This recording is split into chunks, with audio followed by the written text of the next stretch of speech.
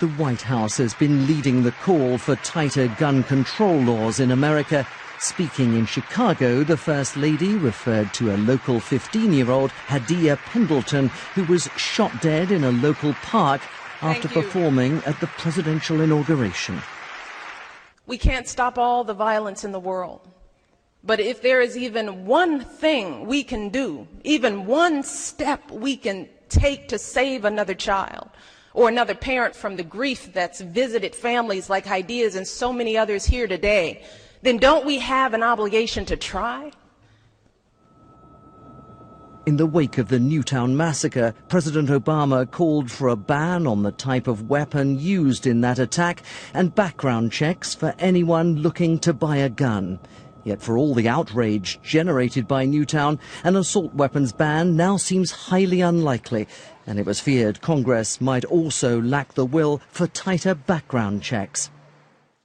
That was until two senators, one Democrat, the other Republican, announced a deal which, whilst it wouldn't make background checks universal, would at least broaden their scope. This amendment won't ease the pain. It will not ease the pain of the families who lost their children on that horrible day. But nobody here, and I mean not one of us, in this great capital of ours, with a good conscience, could sit by and not try to prevent a day like that from happening again. The compromise measure would require those who buy guns online or at gun shows like this one to undergo background checks. Currently, they have no need to do so.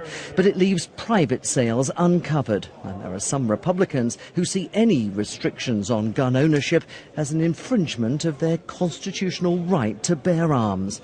The Senate will vote later today on whether to debate the new measure. President Obama has given it a cautious welcome, saying that when it comes to gun control, there is clearly still some way to go. David Willis, BBC News, Washington.